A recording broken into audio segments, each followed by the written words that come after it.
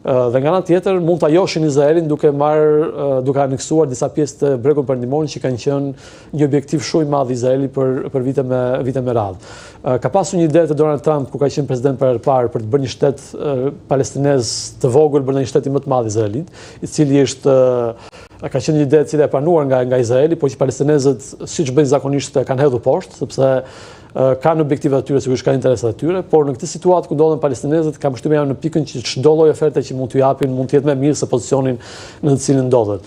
Dhe çështja e Izraelit dhe çështja e Palestinës është një çështje kaq e ndërlikuar, sa thash, aty do jetë testi i madh i Donald Trump nëse do mundet ta imponohet Netanyahut për të arritur një zgjidhje. Dhe ky është momenti ideal për ta bërë këtë gjë. Pra sepse shkatroi programin bërthamor iranian, u fut në luftë për Izraelin dhe ka, se thuash, motivin dhe mënyrën se si mund ta imponohet Netanyahu në këtë pikë. Pra unë e bëra pjesën time për ju.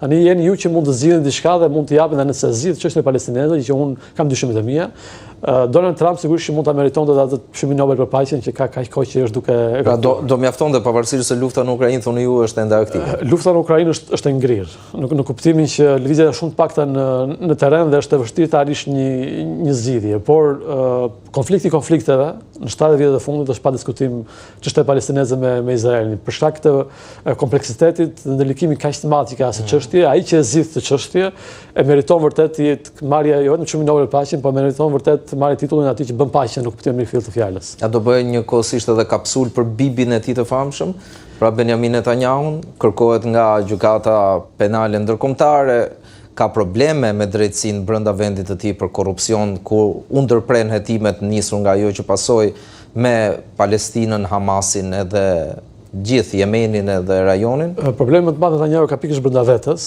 brenda vendit, pra nuk mendoj që i shqetësohet nga urdhri ndërkombëtar i arrestimit. Ai di shumë mirë që pakën perëndimi është i mbrojtur, nuk do arrestojë njerin.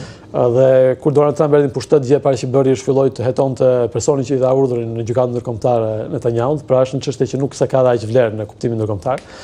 Brenda vendit ka pasur një përpjekje të fshehtë para disa kohësh, unë kam lexuar mediat izraelite, ku Netanyahu i ka ofruar një marrëveshje në kuptimin që gjyqi ndaj teje do ndalojë, do të japësh dorëheqjen.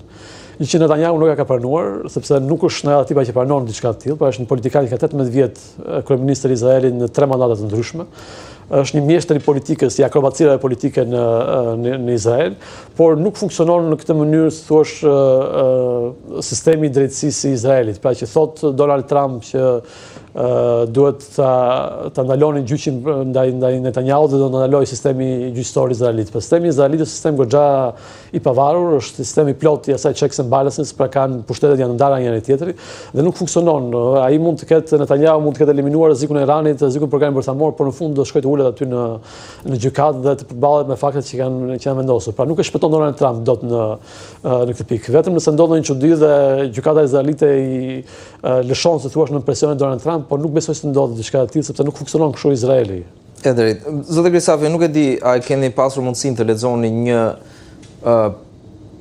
post publik në rrjetet sociale nga presidenti kinez Xi Jinping, i cili thotë që bota ecën përpara gjithmonë edhe pa Amerikën, ku i referohet këtu dinastive të shkuara, qofshin këto për rolin që ka pasur Britania e Madhe në pushtetin botëror, Franca dhe mandej edhe Spanja, të cilat sot nuk kanë asgjë nga ato që sugjeronin deri ditën e djeshme. Të njëjtin fat thot ai mund ta ketë edhe Amerika nëse nuk di ta mbajë dhe ta meritoj atë post. Pyetja që lind është pas kësaj që ndodhi, Amerika e rifitoi vëmendjen botërore dhe e meritoi vendin për të qenë udhëheqësja e paqes për botën? Në radhë parë është filozofia kineze që themi dinastit lindin, arrin kulmin dhe pastaj bien. Kështu do. Kjo është ajo që i referohet. Amerika është ende e re në këtë kuptim. Pra është 200 ca vite ka në historinë kineze është ende nuk ka kapur pikun e saj. Nuk ka akoma pikun. Por varësisht interpretimi kinez në këtë pikë. Për shumë kohësh kemi folur për një rend të mundshëm multipolar me Amerikën, Rusinë, Kinën, ndoshta edhe një fuqi të katërt që mund të ketë qenë në këtë rast. Nuk jemi në kushtet e një rendi multipolar ose një bote multipolare. Ajo që ndodh në lindje mesme tregoj pikërisht këtë gjë. Nëse do ishim në kushtet e një bote multipolare, Izraeli as do merrte guximin të sulmonte Iranin. Por nëse do ta kishte sulmuar Rusia dhe Kina në një botë multipolare, do kishin shkuar ta ndihmonin Iranit, sepse si pjesë e grupit të tyre, si thua që është Irani. Asnjë prej këtyre nuk ndodhi. Izraeli e goditi, bëri çfarë donte me qiejt e Iranit, asnjë ndim nuk erdhi as nga Kina, as nga Rusia, se po të kishte ardhur ndonjë ndim nuk do kishte përfunduar në këtë situatë që ka përfunduar, dhe më shumë sa një botë multipolare jemi ende në një botë amerikane, si thua, ku fuqia amerikane ekonomike, financiare, ushtarake është më e madhe në botë. Është i vetmi shteti i cili ka mundësinë të projektojë fuqi ushtarake në çdo cep të globit.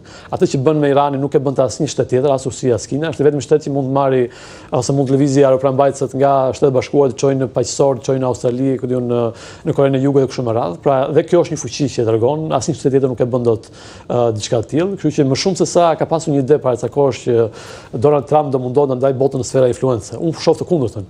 Donald Trump mundohet të imponohet botës, pra tregoj që unë jam ai që vendos për gjërat.